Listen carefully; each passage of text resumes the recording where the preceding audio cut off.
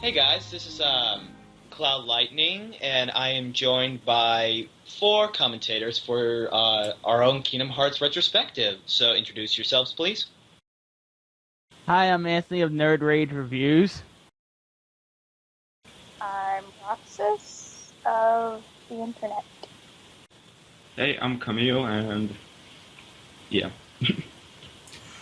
I go by very many names, but on YouTube it's just the C4D nerd. Alright, so good to know. So basically, that's who we are, and basically the rules is we're going to go by, release date for all the games. So basically the chronology will go 1, Chain of Memories, 3, 1, Chain of Memories, 2, Days, Birth by Sleep, Recoded, Dream Drop Distance, and then the last part will be our last thoughts on the series, and then talking about 1.5 HD Remix, 2.5 HD Remix, and then lastly 3 from E3. So let's start with Kingdom Hearts 1, the one that started it all. So, if it's alright with you guys, can I go first? Go right ahead. Sure. Yep. So, I would like to say that I'm a veteran. I'm a huge-time veteran of the series. I was there when it first came out. Basically, I didn't know what it was because my dad got me the game saying, it's got Disney characters and, anime people in it, like Final Fantasy. So I'm like, okay. I was really on board for the fact that, you get to finally play with Disney characters in a legitimate fighting video game because I was already playing games, and after the PlayStation, I wasn't really looking forward to the PS2, and then sure enough I got a PS2 for Christmas, and the first game I got was Kingdom Hearts 1. So, I was just, playing it and all, and at first I didn't understand anything, especially in the intro where it's supposed to be like, Squaresoft metaphor stuff. But after a while I started, didn't know what was going on, especially when I kept getting stuck trying to find the stuff for the first part of the game, but what they call is the tutorial. But then again, it started picking up for me after I learned I can leave the second world, Traverse Town. When I learned I can leave, I started okay, maybe I don't want to give up on this game then. So yeah, pretty much, that was my thoughts. I think 1 is one of the best games in the series. What I think is number 1, we'll get to that soon. But yeah, that's pretty much it. And then my favorite Keyblade for the first game would have to be Oblivion, because I remember getting it when it was you have to collect it as an item. Plus, I don't think it's the best Keyblade in the game. We got Ultimate Weapon for that, but it's one of the most powerful ones that people tend to use. Should I go now? Go right ahead. I am like Cloud. I was there from the game. I remember seeing the commercial, hearing simple and clean, and just what the heck is this? This looks awesome. My brother gets the game. We put it in. We're kind of bored. Destiny Islands. Fun. We get to Traverse Town. Picking up. And then we get to Alice in Wonderland. We couldn't get past any of the worlds. We sucked at the game. Well, that just proves how hard they are with the difficulty, which means that, especially, I'll use my sister as an example. Believe me, I won't ramble on. My sister, I tell her, you're gonna have to learn the same way I did, and she can't even get past Deep Jungle. But that Oh, I couldn't get past that. Yeah, I got the boss. I would spend weeks on each world. It took quite a while. Well, that just proves that you need to be on the ball, because basically you need to don't mess around. Learn to dodge and, heal yourself and then attack, so that way you don't die right off the bat. Because if you just stand there and just heal yourself, eventually you're going to die. Mm-hmm. Especially, oh god, the secret bosses. Yeah. Oh my god. Ansem. Want to hear another sad thing? We lost Kingdom Hearts 1. We don't have it anymore. I never completed it. I never got to any of the other worlds besides Deep Jungle, Olympus Coliseum, and Alice in Wonderland. Are you And to kidding this me? day, I haven't played it. That's why I need to get Oh, 1.5 man. experience. Oh my god. Oh yeah, Wow. you have no idea. But you know what? It changed me. I'm like, this looks interesting, and I just stayed with the series. Although I didn't get the next game that came out, I got the game after that. But I've seen gameplays of it, playthroughs through it. I know it backwards now. So my favorite Keyblade in that is Oblivion, of course. Oblivion, just like me. This looks awesome. It does. I agree. And it's, to be honest, it's also plot-driven throughout the series, but we'll get to that when we get to the other games. Yep. Well, shameless plug. Well, to be honest, Anthony, if you want to see the rest of the game, eventually I'm actually going to start a Kingdom Hearts 1 Let's Play, and eventually when I get to the second part of the game, you can just find out for yourself. Hey, can I commentate on that? I'd love to do that. I'll think about it, but then again, you're not the only one who's in line for co-commentating. Okay, so enough about that. Let's move on to Skylar. Your thoughts on the first game? Alright, well, when I was a kid growing up, I was a huge Disney kid, so when I found about Kingdom Hearts, it was all about Disney for me. Like, seeing all these Disney characters all together was just a wonderful thing. I never played any, I wasn't a big gamer at the time. Any video games that I did play were usually movie-licensed Disney games, but they were the good ones, like Toy Story 2, mind you. I never played that. It was a really fun game. It was fun. It's fun. I think the only Disney game I played was that Lion King game on Sega. Oh, yeah. Won by Virgin Games. Alright, Yeah. sorry, we're getting off topic, sorry. Oh, that's fine. But, so I was already psyched up for Kingdom Hearts, and the one interesting thing though, because like I said, I never played any SquareSoft games or any of that. So when I saw Sora, I maybe it's just because I didn't know any other character with spiky hair, but I honestly thought it was Yu-Gi-Oh. Not a joke. Card games with keyblades. Yeah. Exactly. But I get the game. I actually got a PS2 for Christmas and Kingdom Hearts on that day, and same thing with you guys. It was a hard game for me to get through. I was stuck just on Destiny Islands, just figuring out what to do, but a lot of that I'm sure has to do with the fact that you're young and, just, especially for me, because like I said, I haven't played many games before then. Kingdom Hearts was my first game that really turned me into more of a gamer. It got me through a lot. I have a lot of nostalgia for Kingdom Hearts 1. It's definitely among my favorites just for nostalgia reasons, but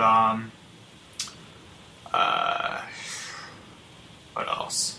I just have lots of memories of just feeling accomplished whenever I achieved something. That was one thing that always stuck out to me, was that whenever I completed a world or beat a boss, I always felt like I accomplished something. Now, not so much, but that's probably because I've progressed too much and games are a little too easy for me, just in general.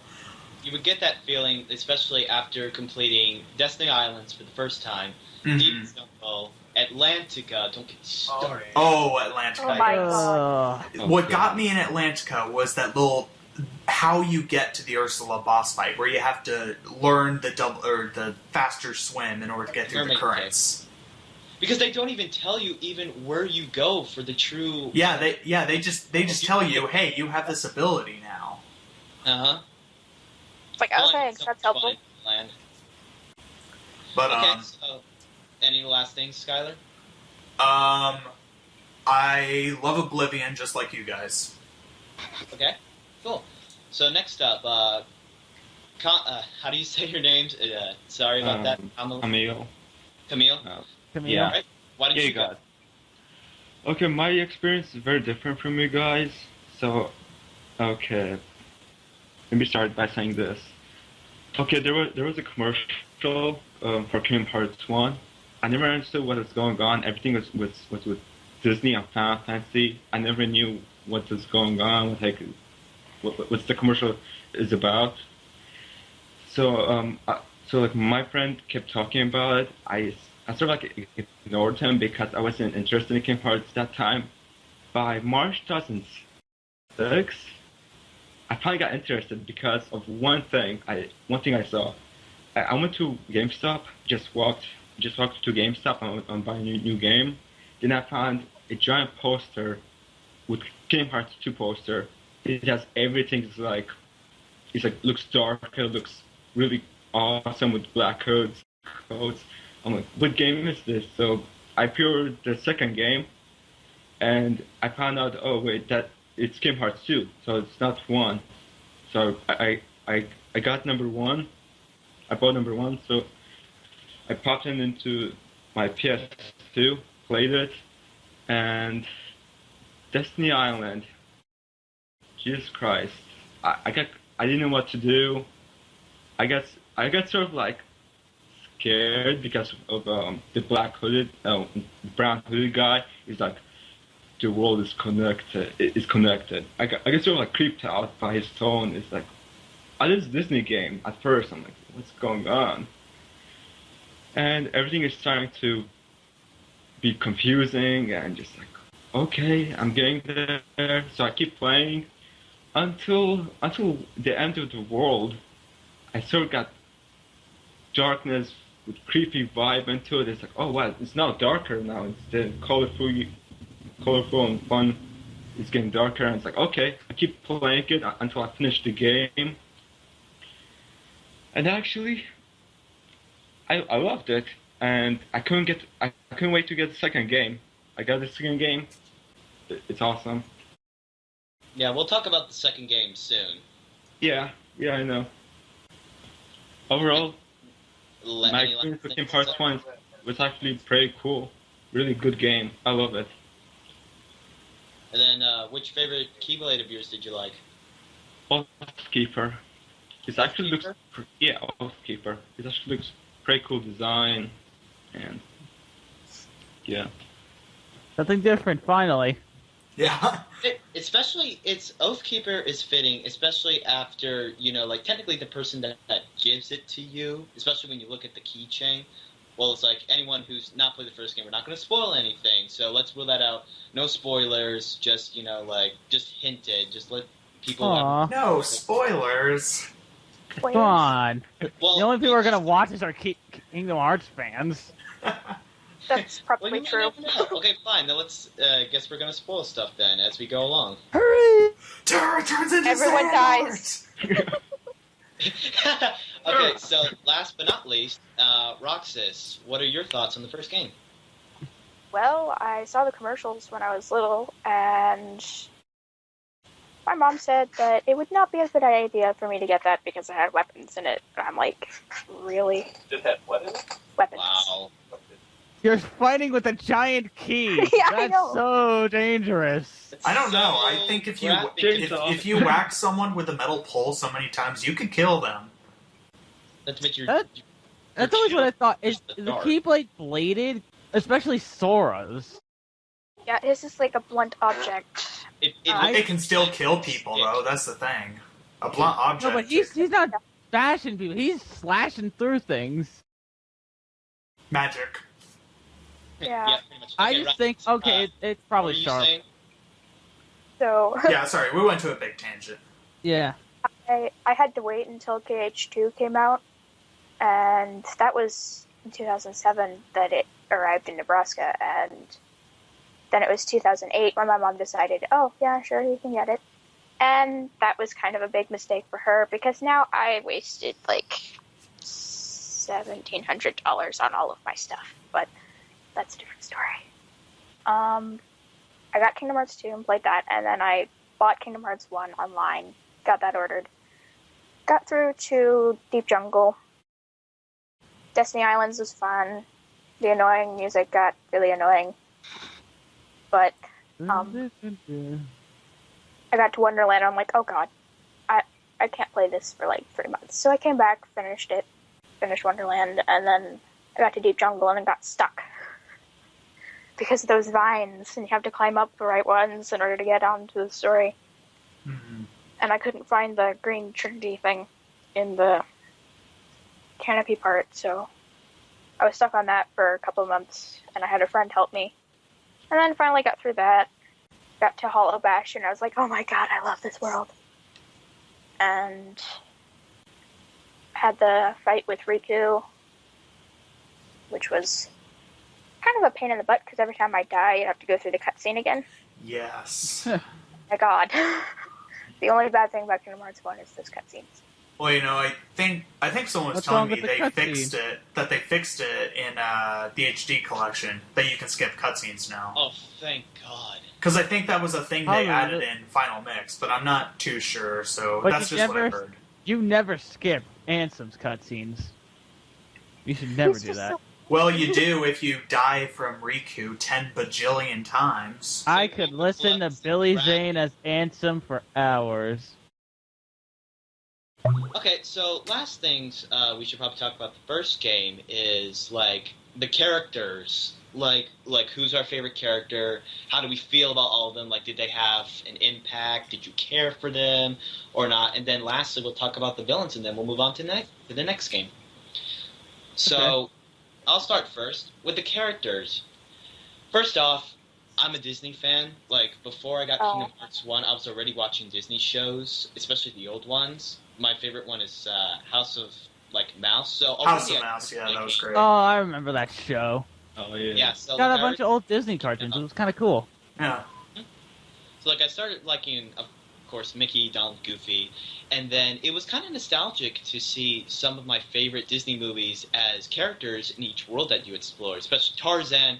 It was so great seeing Tarzan in Deep Jungle because, oh my God, because Tarzan is one of my best nostalgic films of all time. But then you've got other films that I have yet to see, like Alice in Wonderland. I haven't seen Alice in Wonderland when I was a kid because I wasn't born at that time, and to be honest, my parents never really got it. Another one I have all the is Disney movies. another one is Halloween I've seen them Town all. or The Nightmare Before Christmas because to be honest, I never really had any point or motive to see that, but just going through Halloween Town itself was actually really, really fun. So I'm just going to end with, the Disney characters. It was fun to see. The fact that you can have them as party members is freaking awesome. The fact that Donald and Goofy stick with you for the entire game, so great. And Except for that one part. one thing I want to bring up is when I was a kid, I was wondering, where the heck is Mickey? Because you think Yes. he was here. But I think him at the last part of the game was perfect. Yes. Because Oh yeah, I think it was his dialogue is just great. It's so somber, but also awesome too. Well, it was such a big I impact. got a little teary-eyed when I saw it at first. Just when he thanks Donald and Goofy, I'm just like, oh my God, this is kind of sad. Yeah. I seriously cried when I saw that. It's like, yeah, I'm gonna slash my rep a bit, but I did tear up. When I Yeah. saw it. From seeing Mickey. And it was awesome that they did was that just- because Disney, when they were making Kingdom Hearts, they said, okay, if you're going to use Mickey, you can only use him once in one scene. And Disney wanted them to have like a Mickey cameo of Mickey just waving in the background. That's what Disney What? wanted. Really? that's all Disney wanted from My Mickey. God, And so, of can course, I beat this game too. So Tetsuya Nomura is like, you know what? We have one shot at this. We're going to make this an impact, and that they did. Makes sense. Oh, hi guys. So the last thing, I think we'll talk about the Disney characters and then Final Fantasy, basically Square Enix, Squaresoft characters. So then let's get to that. I just want to say this right now to people who are confused about this. Sora, Riku with a single K, and Kairi are all original characters. They are not from any Final Fantasy games. People, especially when my friends who are also fans of that, they seriously thought they were from a Final Fantasy game. No, they're not. Seriously, if you go to Jiminy's Journal, go play the game again, go back in Jiminy's Journal, and it'll have no reference. Mm-hmm. But like everyone else, like... Yeah, all the Disney characters, Final Titus, Fantasy characters, they have Titus. references. Titus, Cloud, and, Selphine, Waka, Squall. I'm going to call him Squall because Leon is a stupid name for him. But as a kid... Leon Squallheart.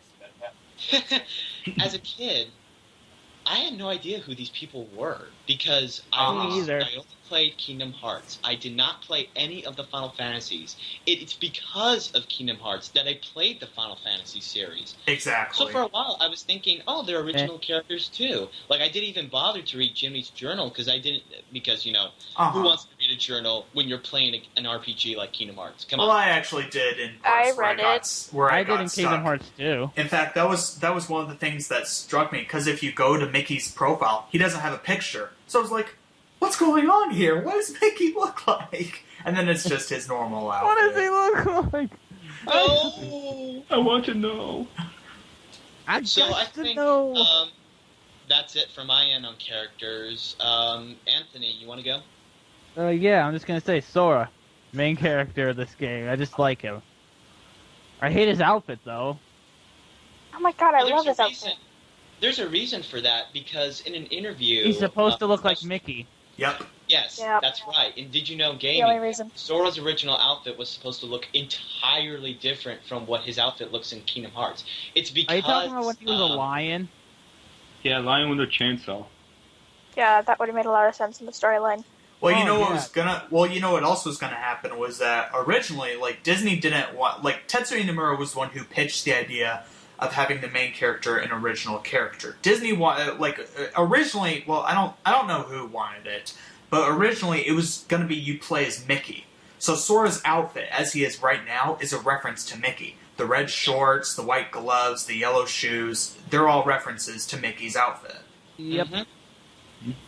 I like. so- Sora I, was- Sorry, I actually Dan. like Sora and Riku the same. I've seen recently people not like Riku's character, and so I'm like, why? I never understood that. He's too awesome for them. That's why. I really like the with Kingdom Hearts 1, and you know, people will say he was a jerk and all of that, which I can understand, but at the same time, he has a clear motive. He's not just An emo kid just sitting in the background. yeah, that's Yeah. another thing. He's not just the typical emo either. No, he's not. He's a genuinely well-written character. Yes. Especially... You don't believe that? Look at Chain of Memories. Mm-hmm. Oh, yeah.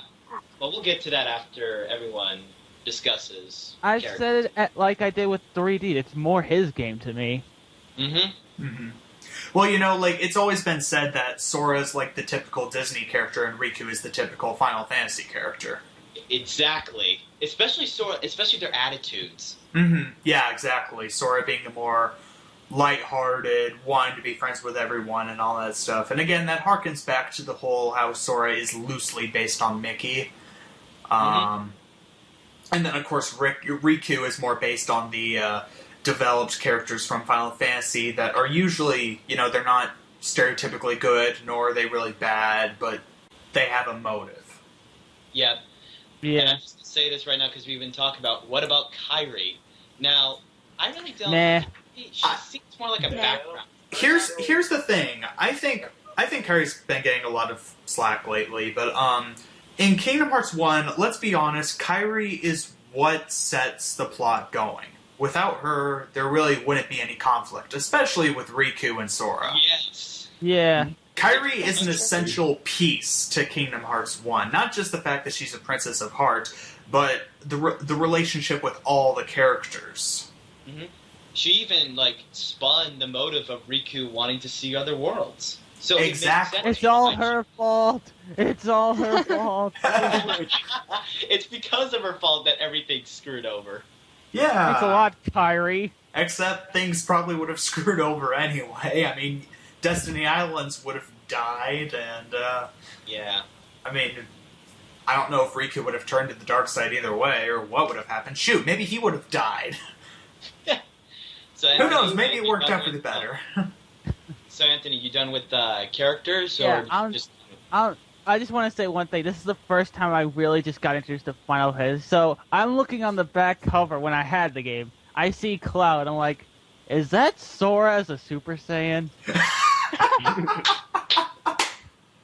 Genius, man. Oh my Epic. god. So I was flabbergasted. I was like, That what? that is amazing. I want to see that now. And Fan art. Someone out there make Sora a Super Saiyan. Someone probably has. You could probably get it wouldn't surprise yeah. me. I've seen Naruto characters dressed up like Kingdom Hearts. Oh, yeah. Well, and you there's know a lot all of the, crossovers. yeah. And on that note, Skylar, you want to go with characters? Characters. Well, let's hear. I don't think we talked at all about villains yet, so what do we think about the Disney villains and Ansem? Okay. Ansem. sure.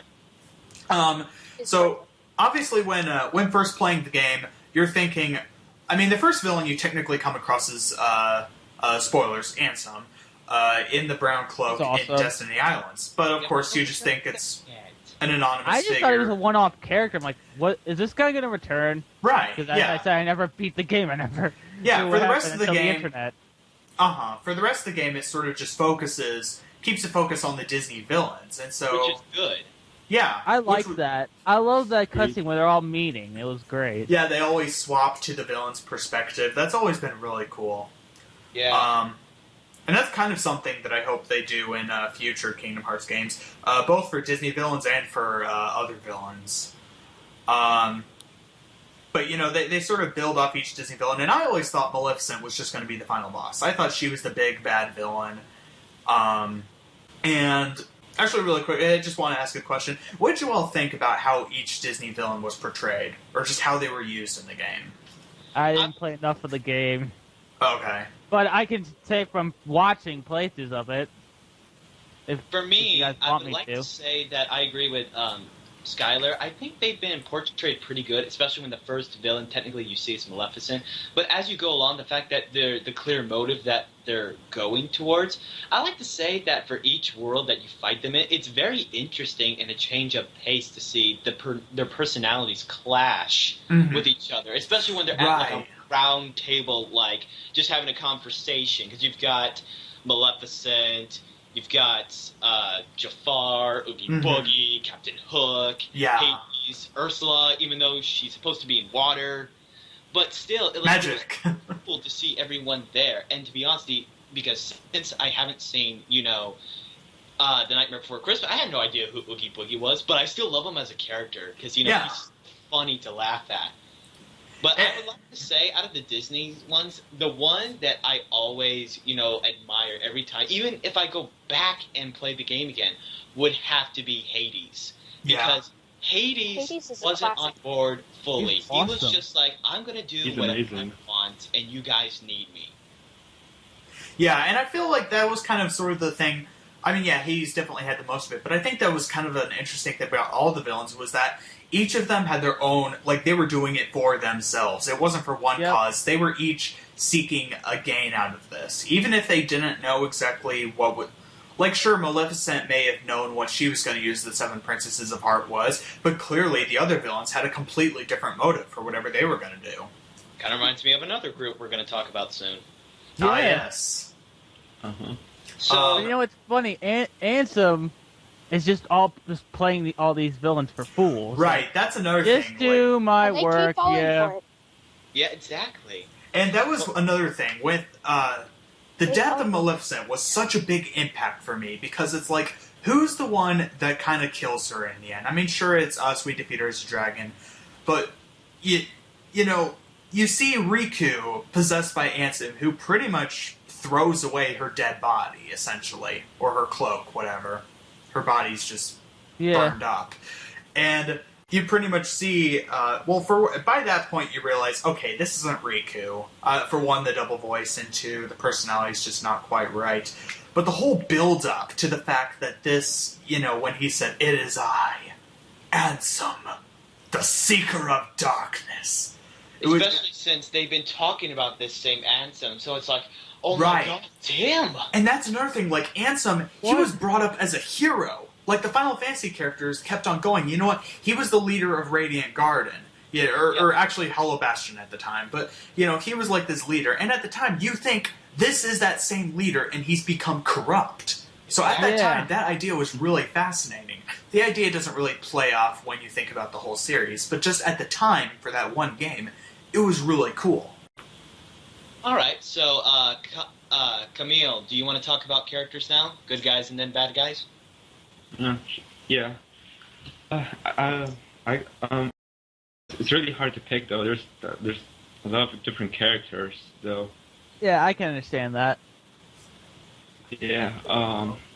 For now, I would like to choose Riku, because he's an awesome character, and to me, he looks like a Final Fantasy character. One of the gods of the Final Fantasy. So, yeah, he's actually like in the beginning, he's actually pretty cool guy, but at the same time, it's kind of a jerk to Sora. And then throughout the game, he gets possessed and by Ansem, and actually he sounds a bit different. I never understood what's up with his voice. Like, wait a minute, why his voice changed? Why I keep asking these questions, and he became a villain in the end, and I'm kind of shocked. He's like, oh, he's gonna be a cool character, and I was like, oh, now he's not that type of a character. He's a villain now.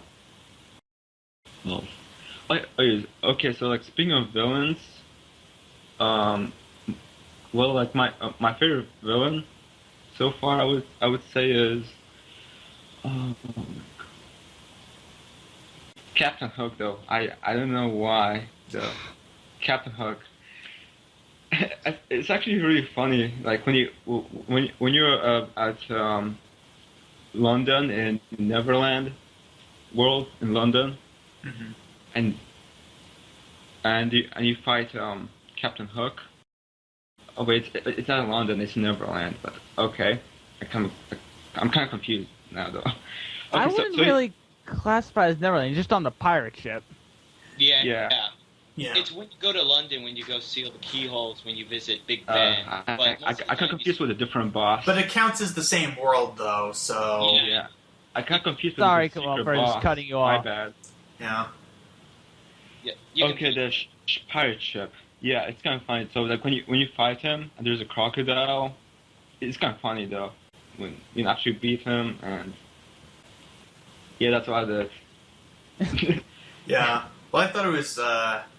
cool, because it not everyone knows this, but when you fight him, and you have to really pay attention to this, but when you slash Captain Hook in the air, and if you hit him again, you can actually, if you knock him out of the boat and into the water, you can see the crocodile try to take a bite out of him, and then he'll jump and launch straight up and then back onto the ship. Not everyone knows that, but that was one thing that I picked up on. That's happened to me a couple times. I was like, oh my god, he's freaking Superman. That's so cool. Yeah. Okay, so is that it, Camille? Yeah, actually, that's it. Alright, so then Roxas, last but not least. You want to talk about good guys and then bad guys? Yep.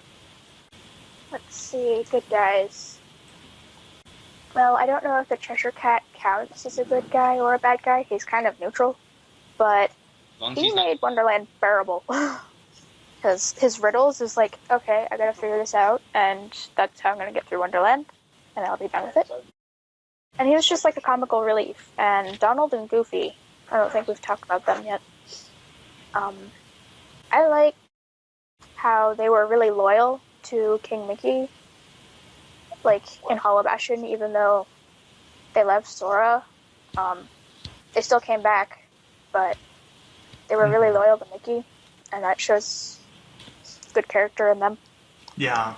I like them. They're just like, you know what? We've been with this kid. We've seen stuff. We've done a bunch of stuff. We're going back with him.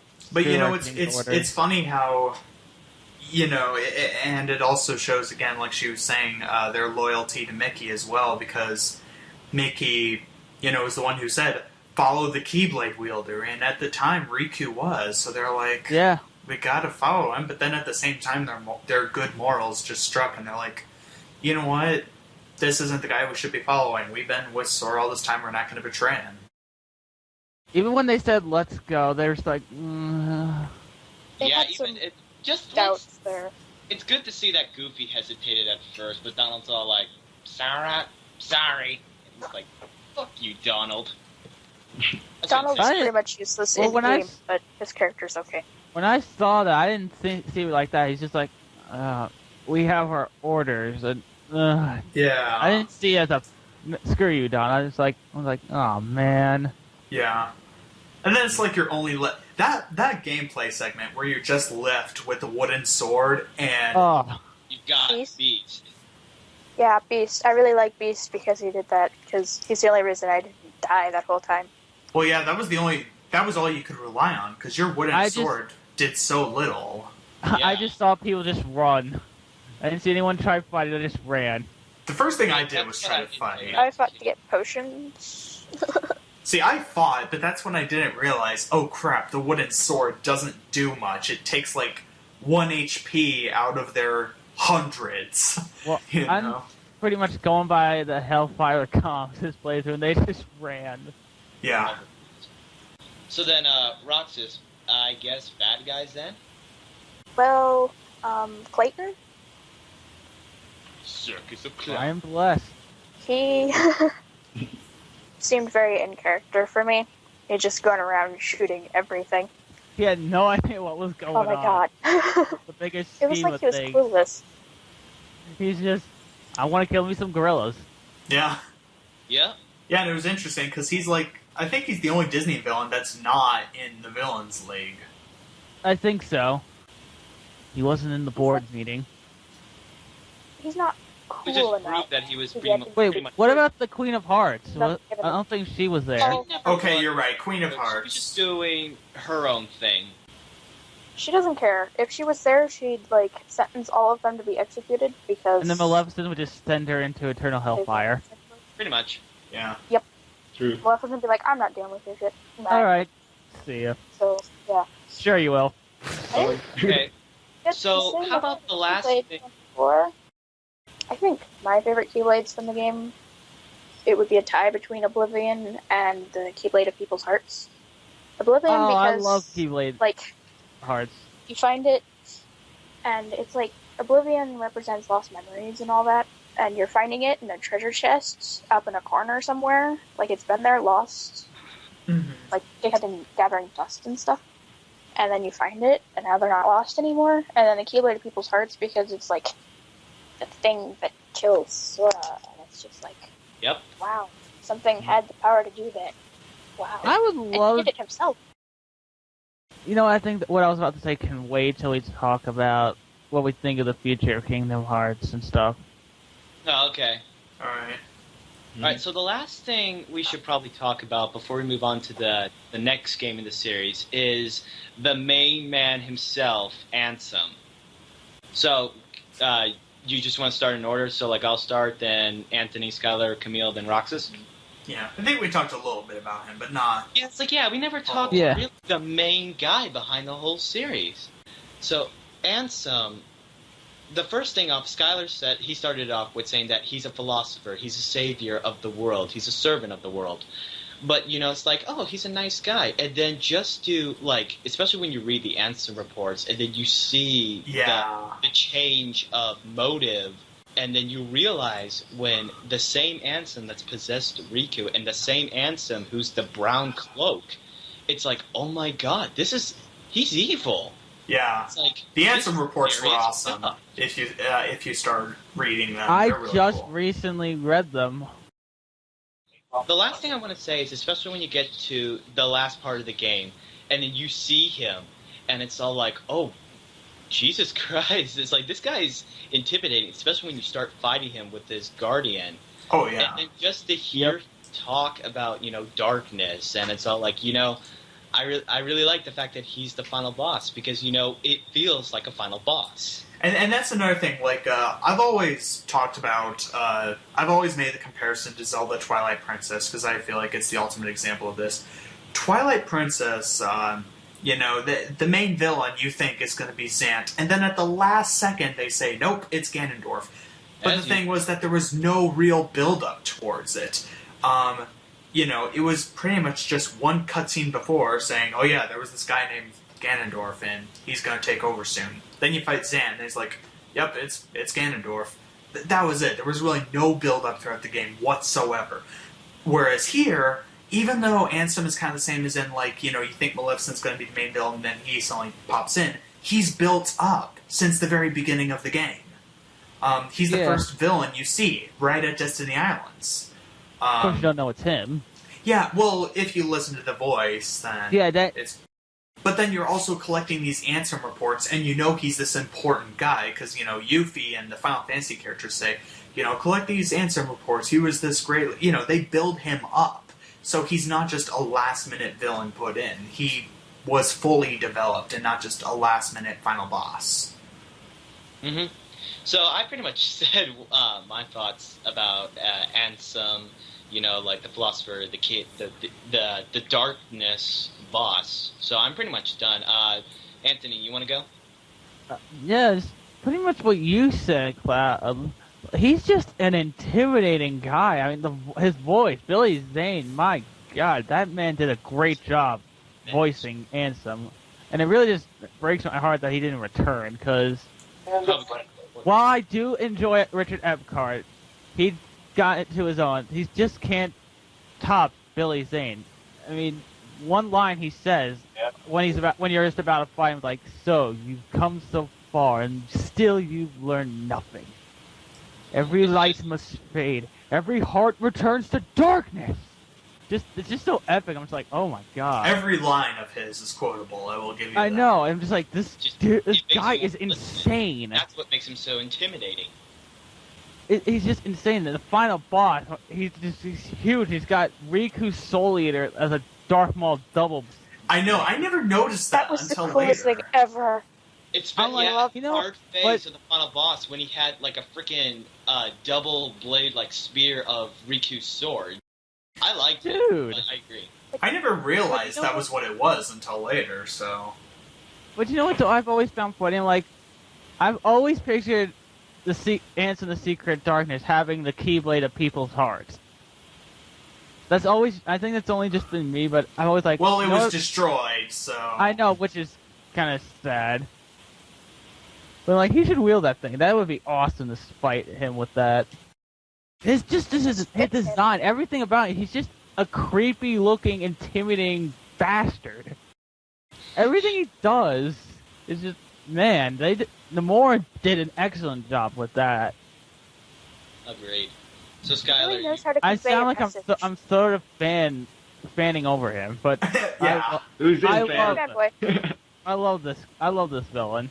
Yeah. I love to hate him. I root for him. I hate him. I don't care. Well, you know what though? Tetsuya Nomura loves him as well. If you guys watch the E3 interview with Tetsuya Nomura, he said that was one of his favorite villains. Was that version? Yes, that's right. I remember he did say that. Yeah, But Ansem really is. In the overall story, the Secret Darkness is not my favorite villain. I will get to that later. Oh, okay. Well, yeah, Ansem. There's a lot to talk about in the later games. Okay, so you just want to save for the next games then? Well, I mean, anything beyond Kingdom Hearts 1 is what I'm saying. Oh, okay. So Skylar, is there anything like you want to say about Ansem? Character-wise, I don't know if there's a whole lot else I can say, but I will talk about the final boss really quick, because that's another story entirely. It was a long boss. Am I the only one who thought that final boss was a little too long? Yes. Which part are you talking Especially about? the last phase. The last phase, where he's this giant world of chaos, where he I has hate like to multiple cut you off heads. Yeah, but and he has to kill every little thing. I've seen I that know. boss. They all make him their bitch. I'm sorry. Yeah, especially for me because like the first time it's like, oh wait, nope, well I beat him. Oh wait, nope, there's more. Okay, Yeah. beat the front of the ship. Oh wait, there's more. Okay, I gotta get inside. The core's gone. Wait, there's still more. Yeah. So it's like, yeah, it's like Is you that- bash the ship. It's like, oh wait, no, you're not done yet. You just gotta keep going until you know when you're done. Right. Well, It how turned out he still relatively survives. hard is that final boss? Not hard. Well, he's annoying. That's what it is. He's annoying because he has these lasers that constantly go Oh. off. So I know the Oh my God. lasers. you have to I keep. know what you're talking about. Yeah. So you have to keep moving, and so you're just wasting time when you could easily kill him right away. And that's why it's awesome. I've literally in seen I've seen a playthrough where someone, when the lasers count, they just send Donald and Goofy and wipe out some of that's the thing, but that's only in the last phase. You don't I know. have Donald and Goofy with you until the last phase. The last phase, yeah, you can just have Donald and Goofy nail him, but And just Before sitting in that- the corner, just watching it. yeah. Yeah, the only phase where you can actually have Donald and Goofy supporting you from start to beginning is the first phase. After that, you don't get them until you rescue them in the last phase. And that brings me to, I think, the most hardest phase. I'm not going to say the last one. The last one was more redundant, because if you think about it, you could just avoid Ansem most of the time, especially when the Although he does have, the last phase, he does have that big black hole attack that scared the crap out of me. Oh, it did me too, because especially when I was low on health, I'm like, shit. Yeah, it's like pulling you in, and I'm like, no! I think I died at that fight the first time I played it, because it sucked me in, and I just couldn't get away. So I still say the third phase, I think, is the most hardest, because he doesn't give you any room to breathe. It's like you need to be constantly on your toes to be able to beat him and stay longer in the fight. Right. Now, you see, I like the charge move.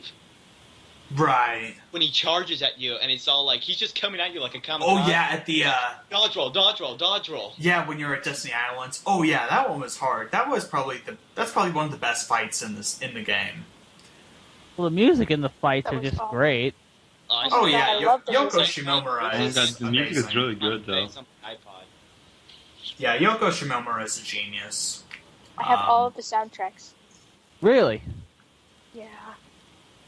So, sorry, I don't want to be rude. It's just that we don't have enough time, and we just got to get, Totally get it. Keep going. Camille, do you want to talk about Ansem? Sure. Actually, you guys just summed it up for me, basically. Sorry. It's okay. I want to talk about the last phase, actually. In Destiny Island. Actually, when I fought him, it actually was difficult to kill him, basically. Like, he has this charge move, and he has his darkness, the Seeker of Darkness, in the back. I forgot what it's called now.